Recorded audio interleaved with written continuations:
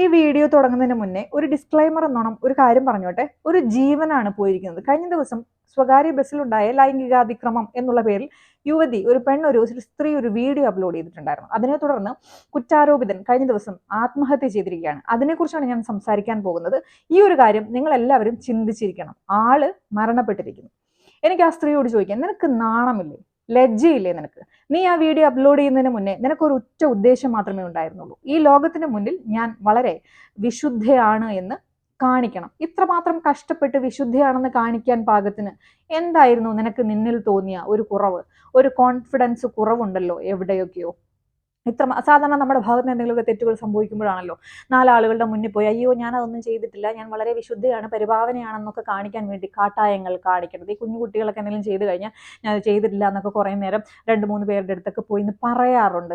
ഇത്രമാത്രം കഷ്ടപ്പെട്ട് നീ ഇങ്ങനെ വിശുദ്ധിയാണെന്ന് കാണിക്കാൻ പാകത്തിന് ഇത്ര റിസ്ക് എടുക്കാൻ പാകത്തിന് എന്തായിരുന്നു നിന്നിൽ നിനക്ക് തോന്നിയൊരു കുറവ്? എന്തോ ഒരു വലിയ സംഭവമുണ്ട്. കാരണം അത് നീ മീഡിയയ്ക്ക് മുന്നിൽ വന്ന് പറയാൻ ബാധ്യസ്ഥയാണ്. കാരണം ലൈംഗികാതിക്രമം എന്നുള്ള പേരിൽ വീഡിയോ അപ്ലോഡ് ചെയ്തു. ഞങ്ങൾ ആ വീഡിയോ കണ്ടു. എൻ്റെ കാര്യമാണ് ഞാൻ പറയാൻ പോകുന്നത്. എനിക്ക് തോന്നിയ ഒരു കാര്യമേ, തികച്ചും അപരിചിതനായിട്ടുള്ള ഒരു പുരുഷൻ ഒരു സ്ത്രീയുടെ സ്വകാര്യ ഭാഗത്ത് ടച്ച് ചെയ്യുമ്പോൾ ആ സ്ത്രീക്കുണ്ടാകുന്ന വെപ്രാളമോ ബുദ്ധിമുട്ടോ ആദി ഇതൊന്നും ഈ സ്ത്രീയുടെ മുഖത്ത് ഞാൻ കണ്ടില്ല. നേരെ മറിച്ച് അവളുടെ മുഖത്ത് ഭയങ്കര നിർവൃതിയായിരുന്നു.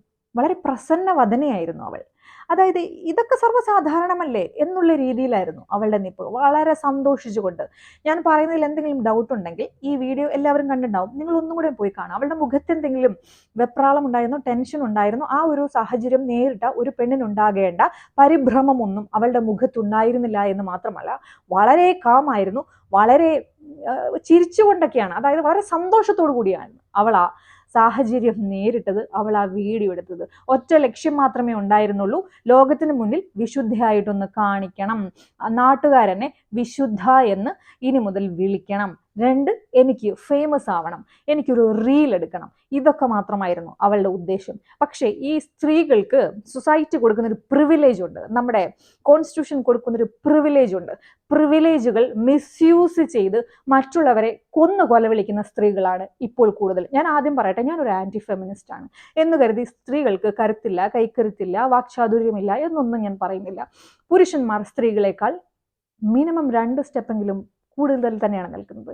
ഈ സ്ത്രീകൾക്ക് വേണ്ടി വാദിക്കുന്ന ആളുകളോട് ഞാൻ ചോദിക്കുകയാണ്, പുരുഷന്മാരെക്കാൾ കൂടുതൽ നിങ്ങൾക്ക് ബലവും ബുദ്ധി ശക്തിയും ഒക്കെ കൂടുതലാണ്, ഒരു മത്സരം വെക്കുക.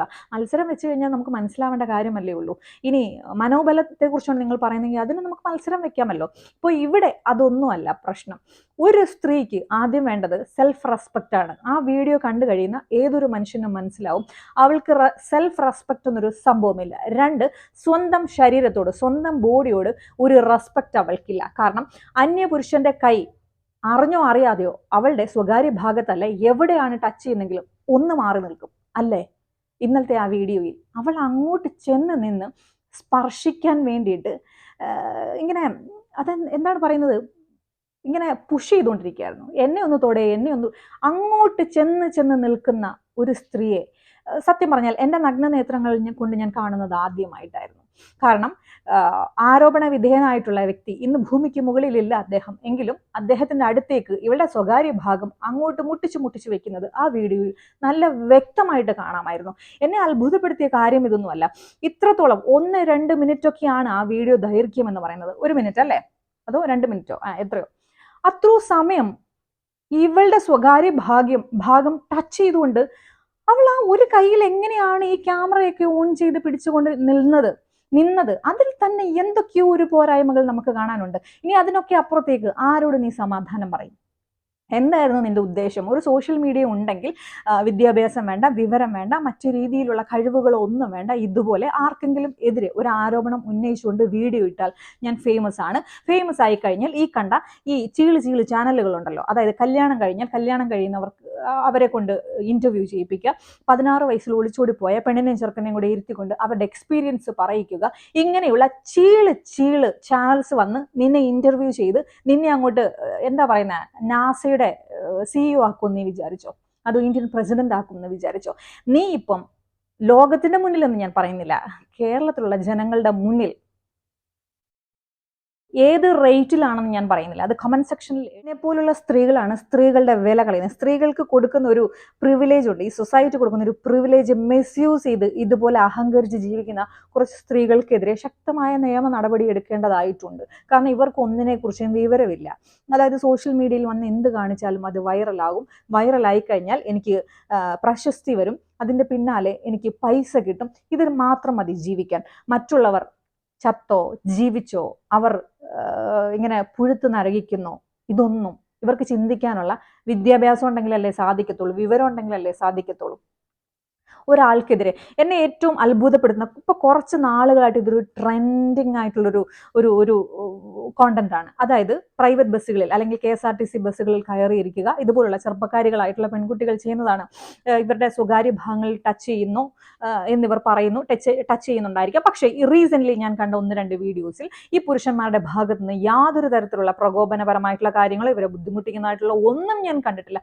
എന്നെ ഏറ്റവും കൂടുതൽ സങ്കടപ്പെടുത്തിയ ഒരു കാര്യം എന്ന് പറഞ്ഞാലേ, മിഡിൽ ഏജ് ആയിട്ടുള്ള ഒരു ആളുടെ, ഒരു മധ്യവയസ്കന്റെ ഒരു വീഡിയോ ഒരു പെൺകുട്ടി, അതും 10-17 വയസ്സുള്ള ഒരു പെൺകുട്ടി എടുത്ത് അപ്ലോഡ് ചെയ്തിരിക്കുകയാണ്.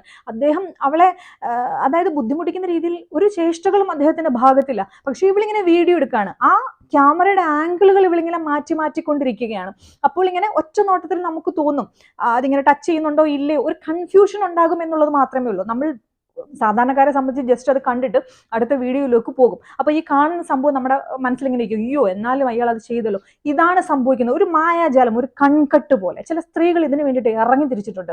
സ്വന്തം പീഡന കേസിലൂടെ ആണെങ്കിലും എനിക്കൊന്ന് ഫേമസ് ആകണം എന്നുള്ള ഒരു വിവരമില്ലായ്മയിൽ ജീവിക്കുന്ന, അതായത് സോഷ്യൽ മീഡിയയിൽ ആണ് എൻ്റെ താമസ സ്ഥലം, ഇവിടെയാണ് എനിക്ക് എൻ്റെ വരവ് ചെലവ് കണക്കുകളൊക്കെ തീർക്കേണ്ട സ്ഥലം ഇവിടെയാണെന്ന് ചിന്തിച്ചിരിക്കുന്ന, അതേസമയം 1 വർഷം മുന്നേ മസ്താനി എന്ന് പറയുന്ന ഒരു പെൺകുട്ടി ഒരു വീഡിയോ അപ്ലോഡ് ചെയ്തിട്ടുണ്ടായിരുന്നു സവാദിനെതിരെ. അവൻ ഈ പെണ്ണിനെ ശരിക്കും ഉപദ്രവിക്കുന്നുണ്ട്, അത് നമുക്ക് മനസ്സിലാവുന്ന, അതൊക്കെ വളരെ കറക്റ്റ് ആയിട്ടുള്ള കാര്യങ്ങളാണ്, അതൊക്കെ കണ്ടാൽ നമുക്ക് മനസ്സിലാവും. പക്ഷേ ഈ മസ്താനിയെ ഫോളോ ചെയ്തുകൊണ്ട് കുറെ പെൺകുട്ടികൾ ഫേക്ക് ആയിട്ടുള്ള ഇതുപോലുള്ള വീഡിയോസ്, ഈ ഓണത്തിന്റെ സമയത്ത് ഒരു പെണ്ണ് ഈ കേരള സാരിയൊക്കെ ചുറ്റിയിട്ട് ഇങ്ങനെ ഇരിക്കുകയാണ്.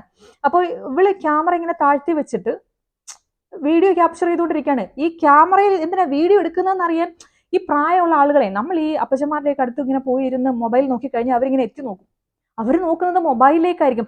ആ വീഡിയോ ഒക്കെ നമുക്കിങ്ങനെ ഒരു 5-6 തവണ റിപ്പീറ്റ് ചെയ്ത് കാണുമ്പോൾ മനസ്സിലാവും നിരപരാധികളായിട്ടുള്ള മധ്യവയസ്കരായിട്ടുള്ള പുരുഷന്മാരാണത്.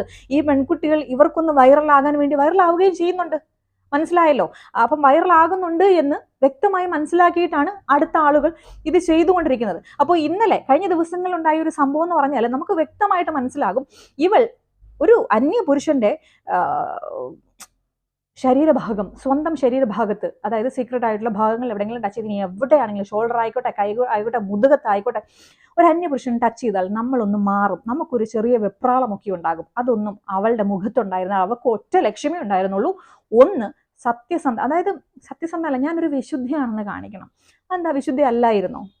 2 വൈറലാകണം, ഫേമസ് ആകണം, പുറകെ എനിക്ക് പണവും പ്രശസ്തിയും പൈസയും ഒക്കെ കിട്ടുമല്ലോ. അപ്പൊ ഇത് മാത്രമായിരുന്നു അവളുടെ ഉദ്ദേശം. പക്ഷേ ഉദ്ദേശത്തിന് മുന്നിൽ ആർക്കാണ് നഷ്ടപ്പെട്ടത്? ഒരച്ഛനും ഒരമ്മയും. സത്യം പറഞ്ഞാൽ ഇന്ന് രാവിലെ ഞാൻ ന്യൂസ് ചാനലിൽ അത് കണ്ടു കഴിഞ്ഞപ്പോൾ ആ അമ്മയുടെ ആ നിലവിളിച്ച് എന്തൊക്കെയോ പുലമ്പി കൊണ്ടുള്ള ആ ഒരു കരച്ചിൽ, എനിക്ക് ആ വീഡിയോ മുഴുവൻ, ആ ഒരു ന്യൂസ് ചാനലിലുള്ള ഏഷ്യനെറ്റിൽ കണ്ട ആ ഒരു വീഡിയോ മുഴുവൻ എനിക്ക് കണ്ടു തീർക്കാൻ സാധിച്ചില്ല. എന്തൊക്കെയാണ് ആ അമ്മ പറയുന്നത്? മുത്തേന്ന് വിളിച്ചുകൊണ്ട് കരയുകയാണ്. അവളുടെ ഈ ഒരു ഒറ്റ ആരോപണം കാരണം അദ്ദേഹം ആത്മഹത്യ ചെയ്തിരിക്കുകയാണ്. ആരോപണം ഉന്നയിച്ചവളുടെ വീഡിയോയിൽ അവൾക്ക് എന്തെങ്കിലും ഭാവമാറ്റം ഉണ്ടോ? അവൾ ആ സാഹചര്യത്തെ വളരെയധികം സപ്പോർട്ട് ചെയ്യുന്നു. അതായത് അങ്ങോട്ട് ചെന്ന് നിന്ന് അവൾക്കൊരു കോണ്ടന്റ് വേണം. കോണ്ടന്റിന് വേണ്ടിയിട്ട് അവളിങ്ങനെ, അതായത് ആ വീഡിയോ നിങ്ങൾ നോക്കിക്കഴിഞ്ഞാൽ മനസ്സിലാകും, ഇതുപോലെയുള്ള സ്ത്രീകൾക്കെതിരെ ശക്തമായ നടപടി എടുക്കണം. എനിക്ക് സത്യം പറഞ്ഞാൽ കേരളത്തിലെ പുരുഷന്മാരെ ഓർത്ത് ലജ്ജ തോന്നുകയാണ്. നിങ്ങൾക്ക് വേണ്ടിയിട്ട് നിങ്ങൾക്കൊന്നും സംസാരിക്കാൻ പറ്റില്ലേ? ഈ രാഹുൽ ഈശ്വരൊക്കെ ഉറക്കെ പറയുന്നുണ്ട്, പുരുഷന്മാർക്ക് വേണ്ടി ഒരു സംഘടന വേണം, എല്ലാവരും ഇതുപോലെ സംസാരിച്ചു കഴിഞ്ഞാൽ.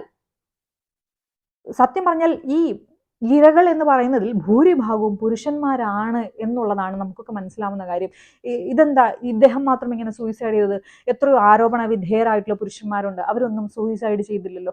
ഓരോരുത്തരുടെയും സാഹചര്യം അനുസരിച്ചായിരിക്കാം. ഇദ്ദേഹത്തിന് ഒട്ടും പിടിച്ചു നിൽക്കാൻ പറ്റില്ല. മറ്റുള്ളവരെ സംബന്ധിച്ച് എനിക്ക് ഭാര്യയുണ്ട്, എൻ്റെ കുഞ്ഞുണ്ട്, എൻ്റെ മക്കളുണ്ട്, കൊച്ചുമക്കളുണ്ട്, ഞാൻ എന്തെങ്കിലും ചെയ്തു കഴിഞ്ഞാൽ അവരൊക്കെ വഴിയാധാരമായി പോകില്ലേ എന്നൊരു ചിന്ത കൊണ്ട് നീറി ജീവിക്കുന്നതായിരിക്കാം. എന്താണെങ്കിലും നിന്റെ ഉദ്ദേശം നീ സത്യസന്ധയല്ല, നീ വിശുദ്ധയാണെന്ന് ആളുകളെ ബോധിപ്പിക്കണമായിരുന്നു. അതിന് മാത്രം നിനക്ക് നിന്നിൽ തോന്നിയ കുറവെന്താ എന്ന് നീ ഒരു വീഡിയോ ഇടുക. നിന്നെ ഞങ്ങൾ ഫേമസ് ആക്കി തരും. മനസ്സിലായില്ലേ? ഞങ്ങൾക്ക് ഫേമസ് ആവുകയല്ലേ ചെയ്യേണ്ടത്, നിന്നെ ഫേമസ് ആക്കി തരാം. പക്ഷേ ആരെയും കൊന്നു തിന്നുകൊണ്ട് ഫേമസ് ആകാതെ ഇരിക്കുക. ഒരു വർഷമായിട്ട് ഇതൊരു ട്രെൻഡിങ് കോണ്ടന്റ് തന്നെയാണല്ലോ. അപ്പോൾ പെൺകുട്ടികളോടാണ്, നിങ്ങളെ ആരെങ്കിലും ബുദ്ധിമുട്ടിക്കുന്നത്, ഇപ്പോൾ സ്വകാര്യ ബസ്സുകളിലൊക്കെ ആണെങ്കിലും KSRTC അല്ലെങ്കിൽ പബ്ലിക് സ്പേസിൽ എവിടെയാണെങ്കിലും നിങ്ങളുടെ ശരീരത്തിൽ നിങ്ങളുടെ അനുവാദമില്ലാതെ, അറിയാതെ അല്ല അറിഞ്ഞുകൊണ്ട് ഒരാൾ സ്പർശിക്കുന്നുവെങ്കിൽ നിങ്ങൾക്ക് വീഡിയോ എടുക്കാം. പക്ഷേ വീഡിയോ എടുത്ത് നിങ്ങൾ സോഷ്യൽ മീഡിയയിൽ അല്ല ഇടേണ്ടത്. അതായത് ജനവിധി എന്നൊരു സംഭവം നമ്മുടെ ഇന്ത്യൻ കോൺസ്റ്റിറ്റ്യൂഷനിൽ പറഞ്ഞിട്ടില്ല. എസ്പെഷ്യലി സൈബർ ബുള്ളിങ് എന്ന് പറഞ്ഞാൽ ഒരു വ്യക്തിയെ കൊല്ലാക്കൊല ചെയ്യുകയാണ് എന്ന് മാത്രമല്ല, ആ വ്യക്തി നിൽക്കുന്ന കുടുംബം, അവരുടെ ചുറ്റുപാടുകൾ, ആ വ്യക്തി ആരോടൊക്കെ സഹകരിക്കുന്നു അവരെയൊക്കെ ഇതിനകത്തേക്ക് ഡ്രാഗ് ചെയ്തുകൊണ്ടാണ് നിങ്ങൾ ഈ സോഷ്യൽ മീഡിയയിൽ ഇങ്ങനെയുള്ള ഈ വീഡിയോസ് അപ്ലോഡ് ചെയ്യുന്നത്. എന്തുകൊണ്ട് നിനക്കൊന്നും പോലീസ് സ്റ്റേഷനിൽ കയറാനുള്ള ധൈര്യമില്ല സ്ത്രീകളെ? ഇത്ര എനിക്ക് ചോദിക്കാനുള്ളൂ. അതായത് സോഷ്യൽ മീഡിയയിലേക്ക്, എനിക്കൊരു ഇൻസ്റ്റഗ്രാം അക്കൗണ്ട് ഉണ്ട്, എനിക്കൊരു നാണമില്ല, എനിക്കൊരു ലജ്ജയില്ല, ഞാൻ എന്ത് വീഡിയോ ഇട്ടാലും അത് ആളുകൾ വിശ്വസിച്ചോളും എന്നുള്ള തൻ്റെ ഇടം എവിടെ നിന്നാണ് വന്നേ? അതിനൊക്കെ അപ്പുറത്തേക്ക് നിനക്കൊന്നും പോലീസ് സ്റ്റേഷനിൽ കയറാനുള്ള ധൈര്യമില്ലാത്തതിൻ്റെ കാര്യം എന്താ? നിങ്ങൾ വീഡിയോ എടുത്തോ, ഈ ഒരു വീഡിയോ കൊണ്ട് നിങ്ങൾക്ക് പോലീസ് സ്റ്റേഷനിൽ ചെന്നാൽ നിയമം നിങ്ങളെ സപ്പോർട്ട് ചെയ്യും. നീതി കിട്ടുക എന്ന് പറഞ്ഞാൽ അത് നിയമത്തിന്റെ മുന്നിലാണ് നീ പോകേണ്ടത്. നിയമം ഞങ്ങളെ ഒന്നും ചെയ്യില്ല. ഞങ്ങൾ എന്തൊക്കെ പറഞ്ഞാൽ, ഇതുപോലുള്ള കേസുകൾ കൊണ്ട് പറഞ്ഞാൽ അവർ മൈൻഡ് ചെയ്യില്ല.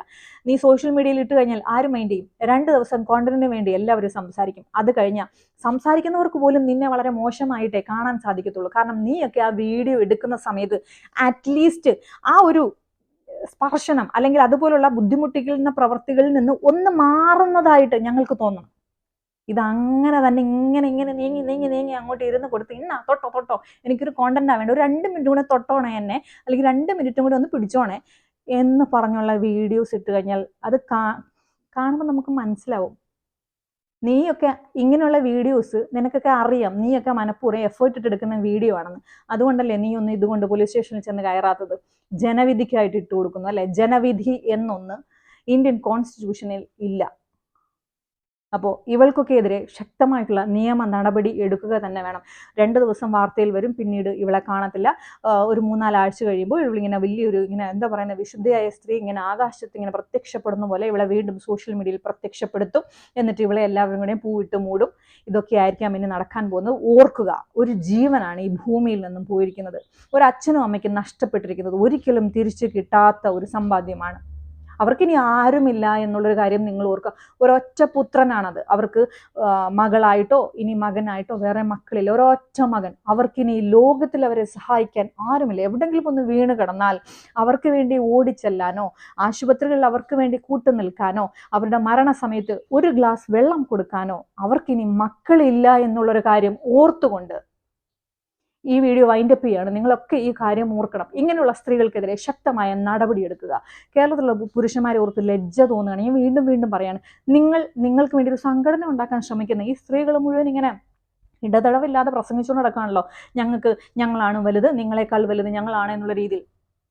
ഇരകളാകുന്നതിൽ ഭൂരിഭാഗവും പുരുഷന്മാരാണ് എന്നുള്ളൊരു കാര്യം വ്യക്തമായി ഓർക്കുക. അപ്പോൾ വീഡിയോയുടെ വൈൻഡപ്പ് ചെയ്യാണ്. ഇഷ്ടമായിട്ടുണ്ടെങ്കിൽ ലൈക്ക് ചെയ്യുക, ഷെയർ ചെയ്യുക, കമൻറ്റ് ചെയ്യുക, സബ്സ്ക്രൈബ് ചെയ്യുക. Thank you so much.